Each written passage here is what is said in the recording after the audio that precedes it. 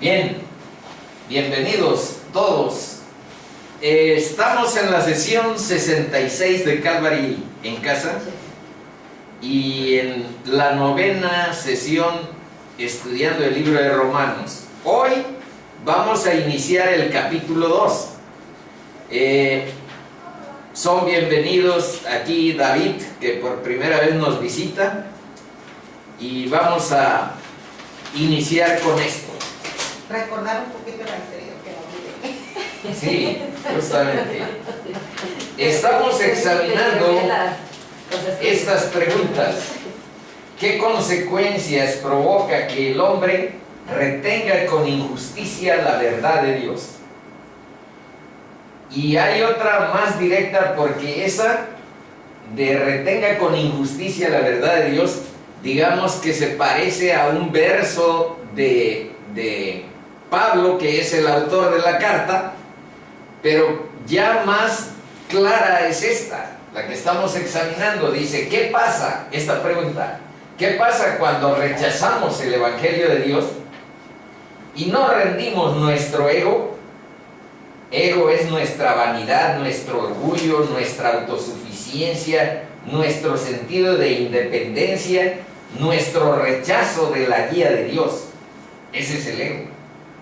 Y no rendimos nuestro ego a Cristo y no lo reconocemos como Salvador y nuestro Señor. ¿Qué pasa cuando rechazamos? Bueno, vimos que estamos expuestos a la ira de Dios y que al romper la comunión, que significa que uno depende de la guía de Dios, esa es la comunión, que uno establece un vínculo de unión vital, dependiente con Dios. Entonces, cuando tú no tienes eso, que retienes con injusticia la verdad, existe la idolatría, existe la injusticia, existe la ingratitud y existe la hipocresía religiosa. Uno de los grandes problemas por los que la gente está más o menos distanciada en los hechos de Dios es porque ve que las religiones tienen un carácter pues disfuncional. Hablan y dicen conceptos morales, pero los que promueven esos conceptos no los viven. Hay una brecha, hay algo ahí que deja la desconfianza, que deja mal al nombre de Dios cuando hay ese tipo de testimonios. Y luego, otra de las consecuencias de este rechazo, de esta retener con injusticia la verdad de Dios, la verdad de Dios es la Biblia y la verdad de Dios es Cristo. Dios nos entrega a los afanes carnales que tenemos. Entonces, si de plano nos interesa el robo y somos grandes asaltantes, pues es probable que llegue un momento en que Dios, en vez de poner en nuestra conciencia frenos, en vez de poner luces para que ese tipo de actividad no sea nuestra práctica cotidiana, nos va a dejar. Eso dice la palabra, que hay una especie de entrega. Vas a ver, Dios te entrega a tus afanes, a la inmundicia de la inmoralidad, a tomar la mentira por verdad.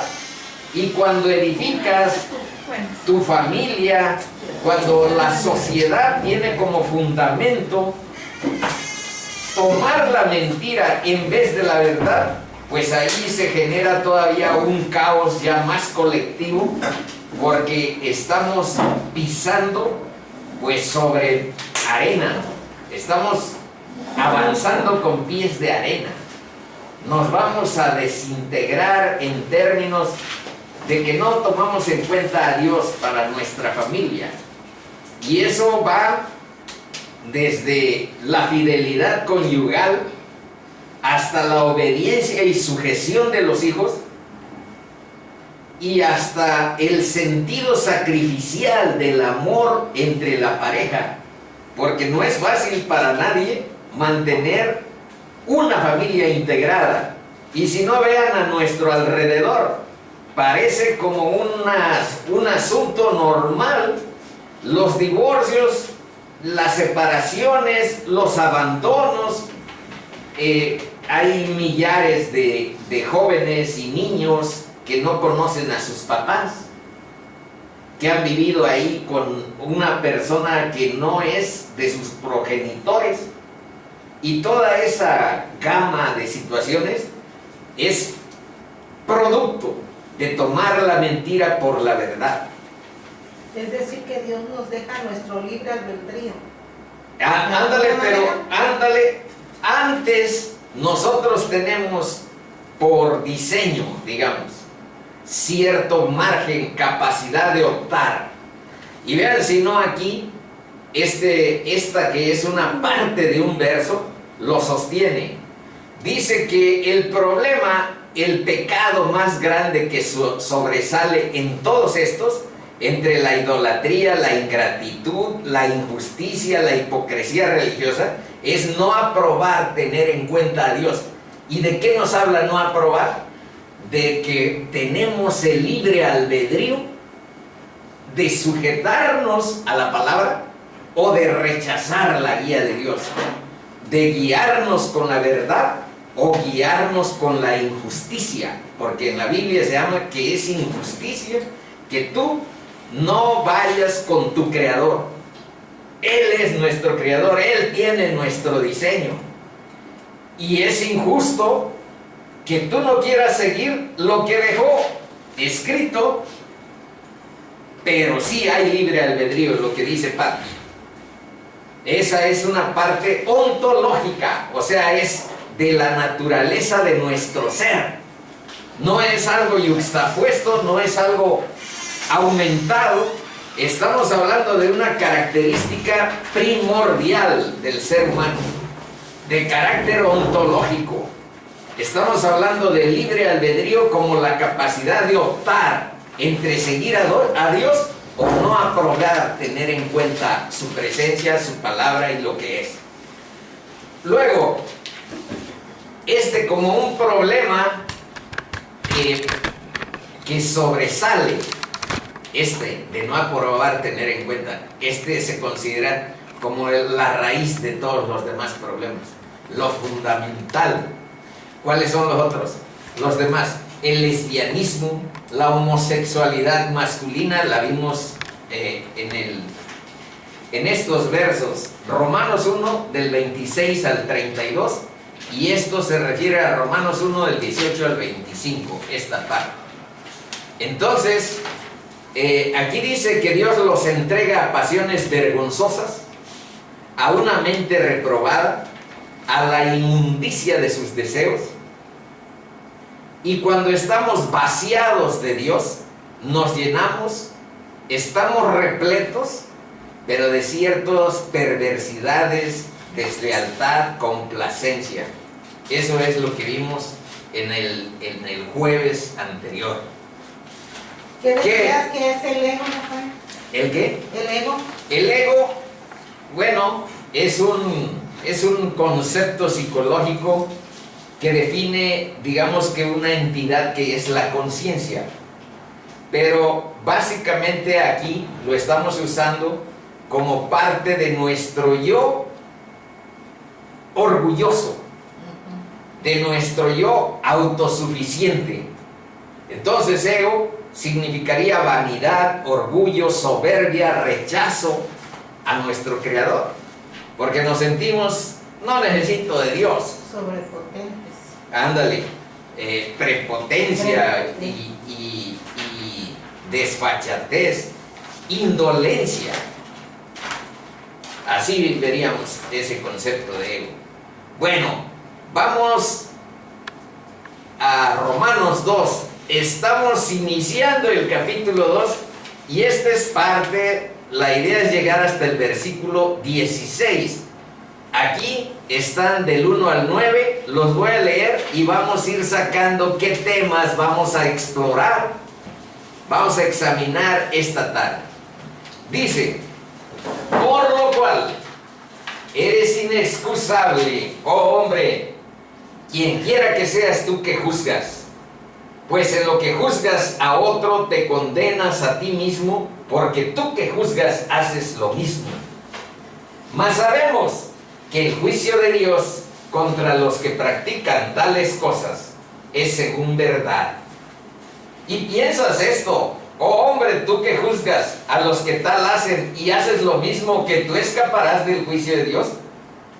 Pregunta retórica, no se puede. Y luego sigue otra, o menosprecias las riquezas de su benignidad. Vamos a ver qué significa eso de benignidad, paciencia y longanimidad, ignorando que su benignidad te guía al arrepentimiento. Pero por tu dureza y por tu corazón no arrepentido, atesoras para ti mismo ira para el día de la ira y de la revelación del justo juicio de Dios, el cual pagará a cada uno conforme a sus obras. Vida eterna a los que perseverando en hacer bien, buscan gloria y honra e inmortalidad. Pero ira y enojo a los que son contenciosos, aquí es más o menos contenciosos contra el propio Dios, y no obedecen a la verdad, sino que obedecen a la injusticia. Ahí están los dos conceptos que yo les mencionaba. Obedeces. Tienes dos opciones: obedecer a la verdad o obedecer a la injusticia, sino que obedecen a la injusticia. 9. Tribulación y angustia sobre todo ser humano que hace lo malo, al judío primeramente y también al griego. Bueno, como ven, estamos hablando del juicio de Dios. Esta es una noción que a veces produce escalofrío o bien un rechazo y tomarlo como que eso no va a suceder. Pero aquí vamos viendo que la palabra de Dios nos advierte sobre situaciones y que es conveniente que nuestro corazón se abra al proceso de la verdad. Ahora, ¿qué pregunta vamos a examinar inicialmente en esta tarde? ¿Cuándo es correcto y necesario juzgar? ¿Y cuándo debemos evitar juzgar? Aquí habla 5 veces de la palabra krinos, que significa juzgar con juicio. En estos 3 versos. Tú que juzgas, lo que juzgas, tú que juzgas haces lo mismo, etc. El juicio, tú que juzgas a los que tal hacen. Bueno, por eso la pertinencia que pensamos que tiene esta pregunta: ¿cuándo es correcto y necesario juzgar? Porque en la palabra no dice que nunca juzgues, ahorita van a ver. ¿Y cuándo debemos evitar juzgar? Como está más o menos la inclinación de estos versos que estamos analizando. Vamos viendo. Primero, cuando es correcto y necesario. Número 1, cuando nos juzgamos a nosotros mismos. Esta es una primera forma de que sí es necesario el juicio crítico. ¿Cuándo? Cuando nos juzgamos a nosotros mismos en relación a nuestra santidad personal. ¿Y dónde dice? ¿Dónde dice eso? Bueno, vamos viendo 2 de Corintios 13, los versos 5 y 8. Dice: examinaos a vosotros mismos si estáis en la fe. Probaos a vosotros mismos. ¿O no os conocéis a vosotros mismos que Jesucristo está en vosotros? A menos que estéis reprobados. Porque nada podemos contra la verdad. Fíjense bien. Nada podemos contra la verdad, sino por la verdad. La Biblia no habla de una fe ciega. La Biblia no habla de una fe oscura. La Biblia no habla de una fe a tientas, sino del discernimiento claro que tu corazón y tu cerebro y tu ser, guiado por el Espíritu, detecta el sentido de la verdad de Dios. Eso dice, porque nada podemos contra la verdad, sino por la verdad. Pero dice que te examines y que te pruebes a ti mismo si estás en la fe. Otro, Primera de Corintios 11, un pedazo del versículo 28, la parte inicial dice, por tanto, pruébese cada uno a sí mismo. Y el verso 31 es impresionante. Yo apenas estoy descubriendo, digamos que esta dimensión gloriosa de este verso 31. Vean lo que dice. Si pues nos examinásemos a nosotros mismos, si pues hacemos una revisión de nuestra vida, hacemos un análisis frente a Dios, frente a su palabra, de lo que somos y hacemos, fíjense qué dice, no seríamos juzgados, no hay juicio. Porque es reconocer ya. Ándale, y porque entonces encaminamos nuestra vida a Cristo. Nuestra vida en Cristo inicia con un sentido de arrepentimiento. Eso es. Y vean que aquí dice, si pues a nosotros no seríamos juzgados. Ahora, esa es la primera forma en que la Biblia dice que es correcto y necesario juzgar. Cuando nos juzgamos a nosotros mismos en relación a nuestro propio caminar en Cristo. Eso quiere decir santidad personal. 2. ¿Cuándo más? Cuando la verdad de Dios revelada, la verdad de Dios revelada es este libro. Bueno, cuando la verdad de Dios revelada al hombre es rechazada, ignorada o deliberadamente oscurecida por otras personas. Cuando eso sucede, vean lo que dice 1 Corintios 2:15, la parte inicial, por eso significa la letra A. En cambio, el espiritual juzga todas las cosas. Y ahora les puse un verso conocido aquí en el grupo, porque pasamos por Hechos 17:11 y recordamos, yo creo, qué pasó con los de Berea. Cuando salió Pablo y su comitiva de Berea de Tesalónica a Berea, vean, ahí hay un verso que nos dice una parte importante de qué pautas tenemos que seguir nosotros en nuestra vida. Irnos de bruces con lo que diga yo, irnos de bruces con lo que diga otra persona. Ni con Pablo hicieron eso los de Berea. Vean, estos son los de Berea. Y estos eran más nobles que los que estaban en Tesalónica. Era otra ciudad. Pues recibieron la palabra, y quien llevó ese mensaje del evangelio a los de Berea fue Pablo, fue Silas, fue Timoteo. Ese era el grupo que iba en ese viaje, en esa misión. Pero vean, pues recibieron la palabra con toda solicitud, pero no estaban tan confiados en lo que dijera Pablo, así que se van de bruces a ciegas aceptando lo que dijo Pablo, lo que dijo Silas o lo que dijo Timoteo. No. Dice, recibieron la palabra con todas, escudriñando cada día las escrituras. Cotegen si la palabra coincide con lo que nosotros vemos, con lo que nosotros decimos, porque hay márgenes de error que pueden conducir a la gente a cosas no gratas. Entonces, este es un ejemplo del proceder de un cristiano. Escudriñar cada día las escrituras para ver si estas cosas son así o no. ¿Me está mintiendo Pablo? ¿Me está mintiendo Timoteo o Silas? El criterio para determinarlo no es mi emoción o mi corazón, es el análisis, el escrutinio de la palabra, de las escrituras. allá hay una brújula, allá hay un norte que nos permite identificar ese tipo de situaciones. Entonces ahí sí se necesita juicio crítico.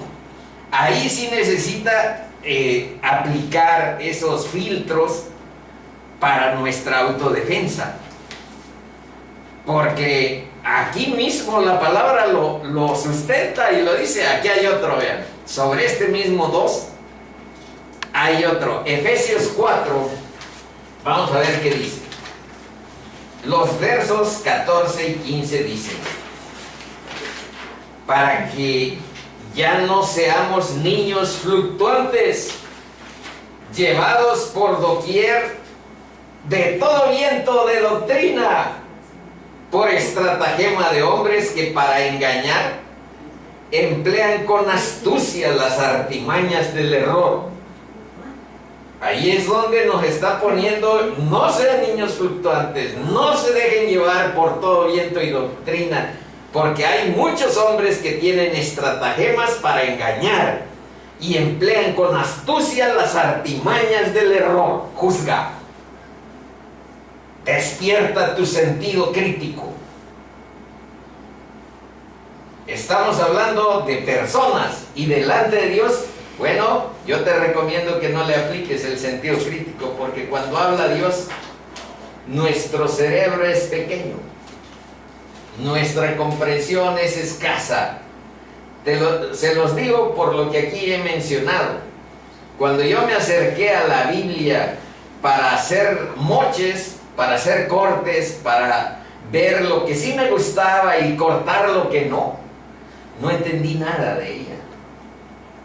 Cuando fui con humildad y mansedumbre, orando para que Dios me abriera el entendimiento a su palabra, entendí que la palabra de Dios es real. Y si la palabra de Dios es de Él, pues ¿cuál juicio crítico hay en relación a eso?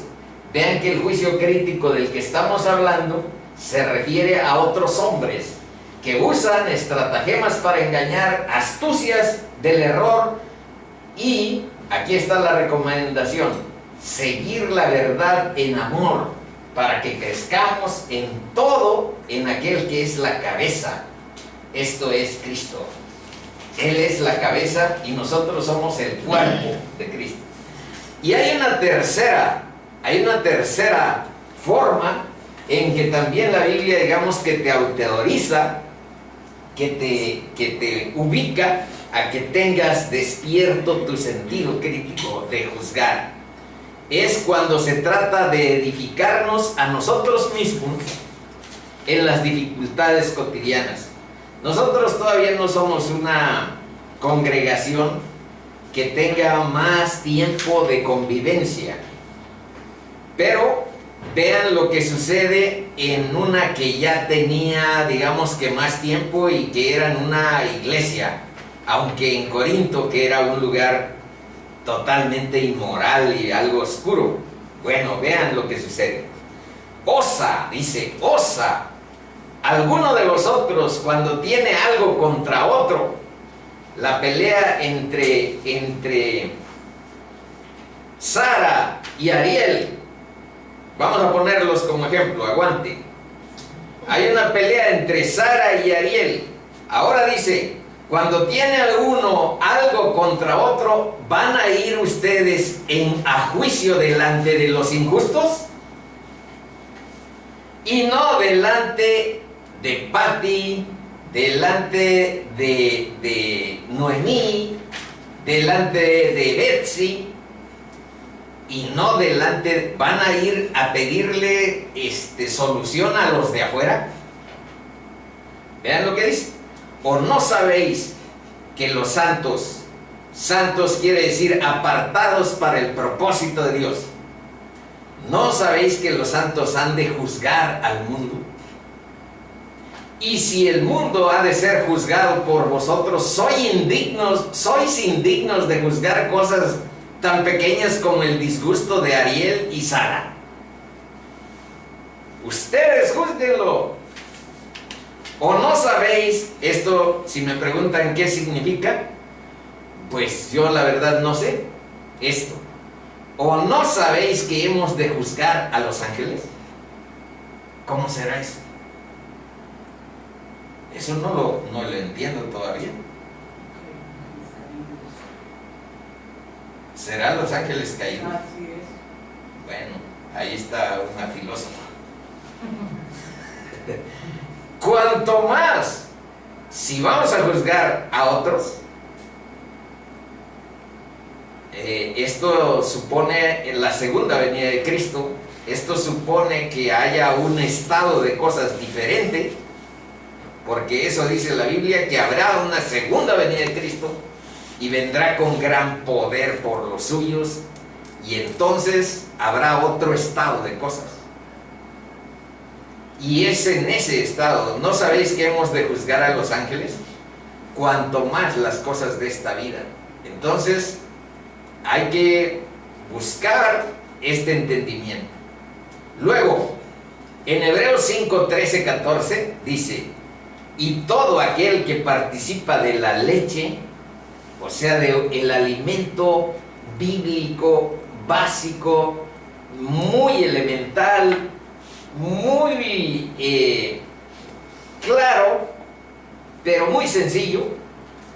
Todo aquel que participa de la leche es inexperto en la palabra de justicia, porque es niño. Pero el alimento sólido, ahí se refiere a cuestiones bíblicas más profundas, por ejemplo, lo escatológico que tiene que ver con el libro de Apocalipsis. El alimento de esa naturaleza, dice, es para los que han alcanzado madurez. ¿Y cómo se alcanza la madurez? Según la Biblia, aquí está definido. Dice, para los que por el uso, o sea, ya tienen tiempo en los caminos del Señor y tienen los sentidos ejercitados en el discernimiento del bien y del mal. Eso da madurez. Y eso da una perspectiva mejor. Examinadlo todo, dice Primera de Tesalonicenses 5, 21. Examinadlo todo. Fíjense bien. Allí hay de parte de la Escritura una plataforma, un impulso a que seas analítico, a que seas reflexivo, a que seas examinador de todo y a que busques retener lo bueno. Un poco más adelante vamos a ver cuál es la definición de ese concepto de lo bueno. Está un verso que lo dice, es creer en Cristo, la bondad definida bíblicamente. ¿Cuándo? Y aquí está, ¿cuándo debemos evitar? Lo anterior fue cuando sí. Ahora veamos cuándo de plano no. Mateo 7, del verso 1 al 5, esta parte yo creo que la conocen mucho mejor que las anteriores, a donde estamos hablando de que si te vas a examinar a ti mismo, si vas a defender tu fe en relación a la palabra, y si vas a buscar que haya entendimiento interno al interior de una congregación, juzga. Eso dice, pero cuando no, vean, dice, no juzguéis para que no seáis juzgados, porque con el juicio con que juzgas, seréis juzgados, y con la vara que midas serás medido. Bueno, aquí tiene otra traducción, dice, y con la medida con que medís, os serás medido, os será medido. ¿Y por qué miras la paja que está en el ojo de tu hermano y no echas de ver la viga que está en tu propio ojo? ¿O cómo dirás a tu hermano, déjame sacar la paja de tu ojo y he aquí la viga en el ojo tuyo? Hipócrita, saca primero la viga de tu propio ojo y entonces verás bien para sacar la paja del ojo de tu hermano. Aquí está cuando no se debe. Y yo sinteticé 3 puntos. Cuando no se busca la restauración, tú no puedes criticar a nadie en un contexto bíblico, tijeretear a nuestros hermanos. Bueno, la palabra no existe, pero viene de Oxtoditlán. Tijerear tal vez, pero creo que ni así, porque se refiere a algo abstracto. No a usar tijeras reales. Bueno, si no buscas la restauración de las personas, definitivamente ahí tu juicio crítico está mal orientado. Buscar la restauración por medio de la palabra y por medio de la búsqueda humilde de una solución. Restaurar, restablecer, mantener el vínculo, hacerlo con verdad y en amor. A Dios no se le puede servir defendiendo su verdad con brusquedad. Aquella vez, si se acuerdan, cuando aquí estuve confesando mi pecado de demasiado contencioso, se debió a eso, no a que haya dicho algo en contra de la palabra. Está totalmente alineado con la palabra, pero fui brusco, no lo hice, no defendí la verdad de Dios en amor. Y luego Pedro dice que si vas a defender tu fe, tienes que hacerlo con mansedumbre y con paciencia.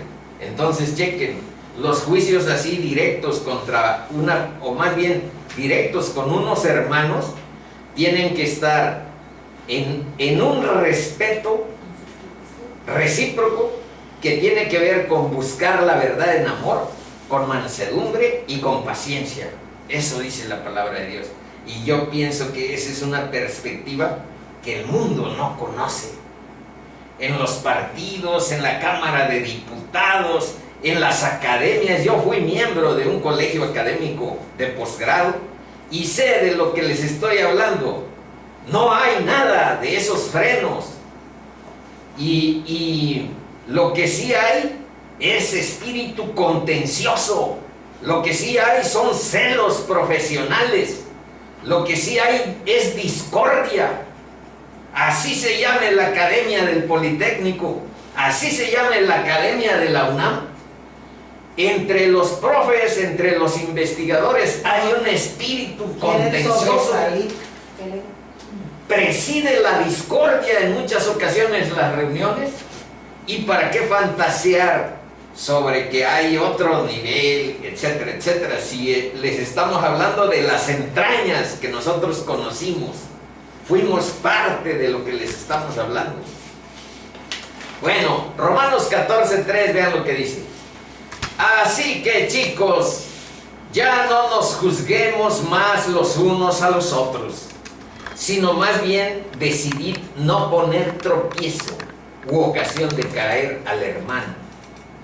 Lucas 6:37 es un verso similar, pero dice una idea nueva. No juzguéis y no seréis juzgados. No condenéis y no seréis condenados. Esta es la idea nueva. Perdonad y seréis perdonados. Romanos 14:4. ¿Tú quién eres que juzgas al criado ajeno? Esto se refiere, este verso se refiere, yo lo he vivido en carne propia, lo explico. Se refiere a que uno a veces ve a un hermano en las congregaciones cristianas y dice uno, bueno, pues este chico yo no le veo que tenga sustento su cristiandad. Fuma, tiene conductas que cuando Dios transforma tu corazón parece que son inaceptables, pero ve lo que dice. ¿Tú quién eres, chico, que juzgas al criado ajeno? ¿Quién es el patrón o el amo? ¡Cristo! Es nuestro amo, es nuestro creador. Dice, ¿tú quién eres que juzgas al criado ajeno, al amo ajeno o el criado del amo que es Cristo? Para su propio Señor está en pie o cae, pero estará firme. Fíjate bien, No critiques a esos chicos que porque les veas alguna deficiencia operativa o porque fumen. Pero estará firme. Señor, ¿y por qué? Porque poderoso es el Señor para hacerle estar firme. Entonces ahí hay ese espacio de que no te metas, manito, a descalificar a nadie de los que son de Cristo. Dios sabe cómo conducir, cómo guiar y cómo fortalecer a esas personas que todavía están tiernas, niños en el camino. Yo tengo 3 años y medio, ya casi 4. Cuando cumplamos 4 años vamos a echar la casa por la ventana. Aquí vamos a comer mucho pollo.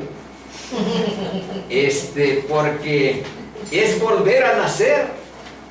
Es tener nueva vida, es algo más importante que el nacimiento físico, que ese cumplo en agosto años.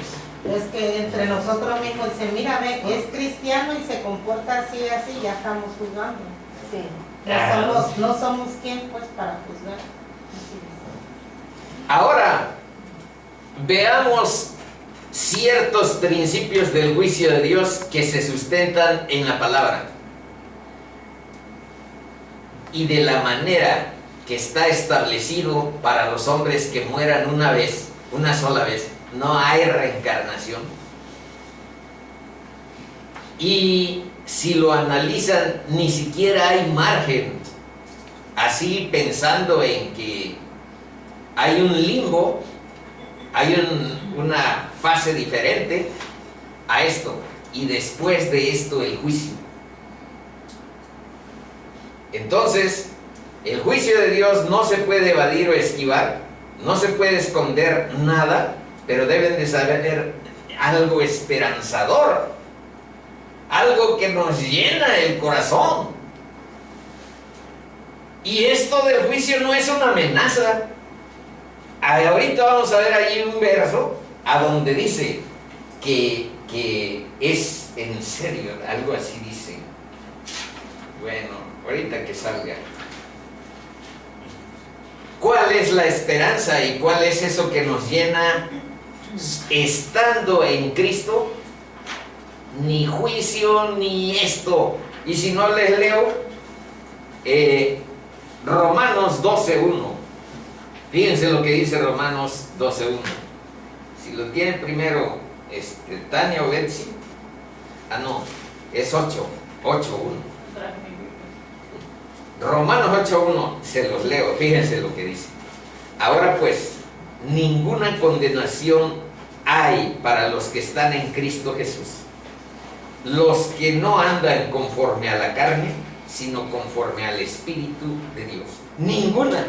Entonces ahí se acaba una perspectiva sobre nuestro futuro dudosa, una perspectiva sobre qué pasará con nuestra vida, porque tenemos en nuestro corazón, sembrado por Dios, la eternidad. Eso dice Eclesiastés. Entonces, ¿cómo resolveremos? Ahí está la solución bíblica. En Cristo hay salvación. En Cristo no hay condenación. Ese es el camino, la verdad y la vida. Bueno, porque Dios traerá toda obra a juicio juntamente con toda cosa encubierta, sea buena o sea mala, de manera que cada uno de nosotros dará a Dios cuenta de sí. Por cuanto ha establecido Hechos 17:31, estamos aquí reviviendo a Pablo, que llegó a Atenas y ahí estaba discutiendo con filósofos estoicos y epicúreos. Los estoicos tenían una perspectiva de la vida un tanto, resignadona. Los epicúreos ponían como centro y como explicación de nuestra vida el placer, tener el placer. Y Pablo fue a decirles cara a cara esta noción. Por supuesto, está todo un discurso, pero yo nada más escogí este verso por el tema que estamos revisando. Y ya saben que no tenemos pues como una actitud de que este tema no lo vemos porque es un poco espinoso. Mejor un tema que tenga que ver con la prosperidad, que seamos ricos, que seamos llenos de no sé qué. Bueno, el tema que aparece en la palabra es el tema que tratamos de explicar, buscando que sea la palabra la que lo explique más que la intervención mía en este caso. Bueno, ¿qué dice Hechos 17:31 Pablo frente a los filósofos de Atenas? Chicos, por cuanto Él, Dios, ha establecido un día en el cual juzgará al mundo con justicia. ¿Y por quién lo va a juzgar? Por aquel varón a quien designó, dando fe a todos con haberle levantado de los muertos. Es Cristo, el juez. Y aquí adelante, mejor cuando aparezca. Esta es... pero ahora vean lo esperanzador, porque estos son versos que nos recuerdan, que nos advierten, pero estos son más llamativos, más esperanzadores, más animadores. Salmo 16:11, vean lo que dice: me mostrarás la senda de la vida. En tu presencia hay plenitud de gozo. Dios no es un aguafiestas. Dios no es alguien que está muy preocupado si tú estás alegre y contento. Al revés, cuando estás en Cristo te llena de gozo. Conocerás el verdadero gozo de la vida. En tu presencia hay plenitud de gozo. Delicias a tu diestra para siempre. Entonces, estos versos están relacionados con estando en Cristo, pues sí hay juicio, pero no para nosotros, si estás en Cristo. Sí hay condenación. Aquí estamos revisando cosas que así lo indican, pero si estamos caminando en unidad con la vid verdadera, entonces está esto, la senda de la vida. Juan 2:17, 3, dice: porque no envió a su Hijo al mundo para condenar. Eso lo dice la palabra claramente. Por supuesto que no es automático, que no haya juicio, que no haya condenación. No, eso no es. Pero Cristo vino no para que el mundo fuera condenado, sino para qué. Aquí léanle. Porque no envió a su Hijo Dios al mundo para condenar al mundo, sino para que el mundo sea salvo por él. Esa es nuestra esperanza y esa es la razón de nuestras reuniones, buscar ese camino y encontrar la unidad de nuestra vida con nuestro Creador mediante la aceptación del Evangelio y de su palabra como nuestra guía. Bueno, verso 4 y 5, aquí hay unos términos que proceden del griego. Ya saben que el Nuevo Testamento, los manuscritos originales son griegos, y en muchas ocasiones exploramos lo griego, los originales, porque ahí encontramos algunas pistas importantes. Aquí habla de benignidad, de paciencia y de longanimidad. Y dice que un hombre moral como el que estamos ahorita revisando, un juzgador, menosprecia estas riquezas que tiene Dios de benignidad, de paciencia y longanimidad, y no procede al arrepentimiento porque él se siente moral y se siente bueno. Se siente que no necesita a Cristo. Pero antes de profundizar sobre eso, vamos a revisar los términos. Benignidad significa agradabilidad, bondad bienhechora, benévola, agradabilidad benévola, bondad bienhechora. Paciencia tiene que ver con autorrefrenamiento. Yo tengo aquí en mi apunte, aguante para soportar. La paciencia es una cualidad del cristiano, es parte del fruto del Espíritu en nuestra vida. Si eres muy impaciente, como a veces se me sale ser, estoy algo así como contristando al Espíritu Santo que mora en mi corazón, porque es paciencia. La vida de un cristiano está impregnada de paciencia, porque tenemos un Dios poderoso, tenemos a nuestro Padre que es el dueño de todo el universo. Bueno, entonces esa es paciencia. Aquí está un término de longanimidad.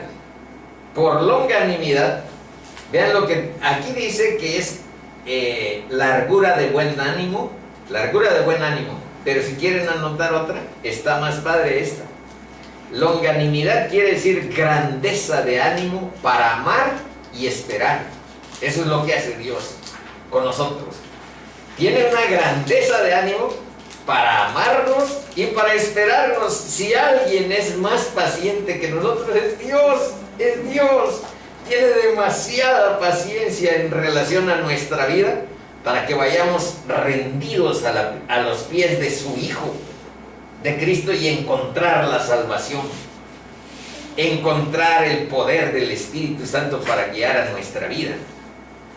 Dice, esperar, ya vimos, grandeza de ánimo para amar y esperar, así como perdonar y olvidar. Esa es la longanimidad de nuestro Padre. Grandeza de ánimo para amar y esperar, para perdonar y para olvidar. Y esta inmensa riqueza de la misericordia de Dios debería llevarnos al arrepentimiento. Eso dice aquí. Te guía al arrepentimiento. Pero luego viene por la dureza.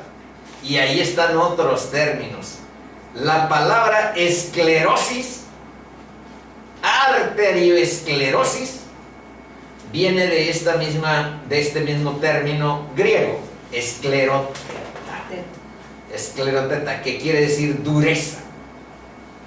Y ese es uno de los grandes problemas de los judíos, porque si les preguntara cuál es el hueso más largo, más grande del cuerpo humano, pues si estamos viendo fisiología, es correcto que me digan el fémur. Pero si vemos teológicamente cuál es el hueso más grande del ser humano, es el orgullo. Desde nuestra cabeza hasta nuestros pies, lo que fluye en el corazón humano es soberbia y orgullo, autosuficiencia, desprecio por Dios. Entonces, en muchas ocasiones tiene que quebrantarnos, tiene que doblar nuestra cerviz, porque esa cerviz dura, cerviz honestas, de no agacharnos delante de la grandeza de Dios. Y eso sucede con nuestro hueso más grande, teológicamente hablando. Entonces, no dejan la dureza de cerviz, el corazón obstinado, el orgullo que tú tengas, no dejan lugar a la misericordia de Dios.